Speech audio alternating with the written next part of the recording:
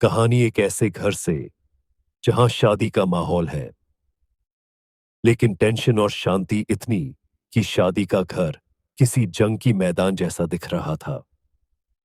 अरे जैसा मर्जी डेकोरेशन कर दो, पैसों की चिंता मत करो। इतना पैसा जब लड़के वालों को दे दिया तो फूल वालों को देने में मुझे क्या दिक्कत है। अरे धीरे बोलो ना, साफ लग रहा है कि फ्रस्ट्रेटेड हो। अरे तुम तो चुप ही रहो। एक बेटी संभाल नहीं पाई। सारा दिन मैं काम पर जाता था, सोचता था घर पर बच्चों को अच्छे से संस्कार मिल रहे होंगे, लेकिन नहीं। मैडम को तो अपनी किटी और फैशन से फुर्सत मिले तब ना। मां चुपचाप वहां से चली जाती है। समझ में नहीं आता कि आखिर शर्मा खानदान में हो क्या रहा है। कल तक चिरियासी फुदकने वाली शीना की शादी यूं अचानक एक मोटे काले लड़के से क्यों हो रही है। शीना कमरे में हाथ में घुड़ियाल ये बोलती है, मेरे साथ जो हो रहा है ठीक हो रहा है। तुम तो सब जानती हो, साही मेरे लिए भगवान है। अब जब वो ही नहीं मिला तो फिर कोई भी हो जिंदगी ही तो जीनी है। जी लेंगे। वह शीना की बुआ किसे से बात करती है। अरे मोटा नहीं, उसे तो खाते पीते घर का कहते हैं। अब ओबेरॉय का नाम भी किसी को बताने वाली बात है। उनका इकलौता लड़का तो करोड़ों की सामी तो है ही। अरे हमारी शीना बीतिया तो रानी बनेगी रानी। और वो समय भी आ जाता है जब शीना मंडप की नीचे हाथ में वरमाला लिए खड़ी होती है। लेकिन तभी अफरा तफरी मच जाती है। कोई कहता है, अरे लड़के की मां को हार्ट अटैक आ गया। अरे अच्छी खासी थी कैसे हो गया। अरे कहते हैं ना, किसी किसी लड़की के पैर अच्छे नहीं होते। हो सकता है कि मनहूस है ये लड़की। शीना पास खड़ी सब सुन रही थे। फिर शीना अपने कमरे में आ जाती है। शादी ये कहकर नहीं होती कि लड़की मनहूस है। अब लगातार शीना के लिए लड़की देखने आते, लेकिन आस पड़ोस या किसी के कहने पर शादी हर बार टूट जाती। लेकिन एक दिन अंकल, मैं काफी दिनों से आपसे मिलने की कोशिश कर रहा था, लेकिन हिम्मत नहीं हो पा रही थी। अरे बेटा, हिम्मत तो हमारी टूटी पड़ी है। वासे कौन हो तुम। मेरा नाम साहिल है अंकल। मैं शीना से प्यार करता हूं और उसी से शादी करना चाहता हूं।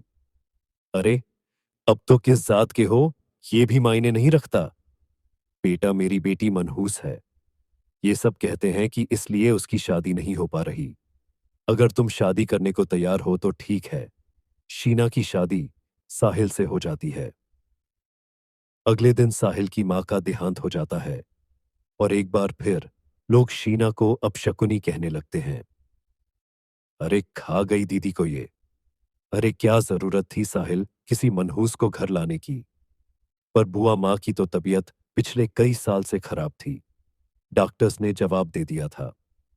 क्या पता ये भी उनका सौभाग्य हो कि वो बहू का मुंह देख पाई।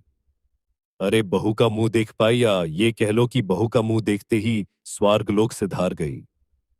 खैर, हमें क्या, घर तुम्हारा है, हम तो चले। अब शीना को खुद पर ही शक होने लगता है कि कहीं सच में वो अपशकुन ही तो नहीं। साही हम दोनों की शादी नहीं हुई होती तो अच्छा था। देखो ना कैसे पहले मेरी शादी टूटती थी और अब तुम्हारी मां भी। अरे ऐसा कुछ नहीं होता शीना। अब शकुन ही वगैर कुछ नहीं होता। ये सब तो ईश्वर के खेल है। वो शादी तुम्हारी इसलिए तोड़ गई क्योंकि तुमको मेरी पत्नी बनाना था। और मां का जाना तो तय था। वो काफी बुजुर्ग थी, साथ ही एक ऐसी बीमारी से जूझ रही थी जिसमें डॉक्टर्स भी उन्हें नहीं बचा पाते। शीना साहिल की बात सुनकर तसल्ली कर लेती है और वहां से चली जाती है। अगले दिन शीना, अरे ओ शीना क्या हुआ, उफ। कहीं फिर मेरी बजल से कोई नुकसान। अरे नहीं नहीं शीना, तुम जानती हो, जिस प्रॉपर्टी के केज को हम बरसों से लड़ रहे थे उस पर फैसला आ गया, वो भी हमारे हक में। अब हम करोड़पति हो गया है शीना। शीना शांत रहो कि क्या हुआ। करोड़पति बनकर तुमको खुशी नहीं हुई। शीना के आंखों में पानी आ जाता है। चलिए जी, कुछ तो अच्छा हुआ मेरी जिंदगी में आकर आपकी साथ। साहिल शीना को गले लगाकर कहता है। मेरी नई नौकरी भी तुम्हारे ही आने से लगी। ये प्रॉपर्टी का केस जीता। सब कुछ तो तुम्हारे आने के बाद ही हुआ। फिर तुम मनहूस कैसे? ये सुनकर शीना खुश हो जाती है।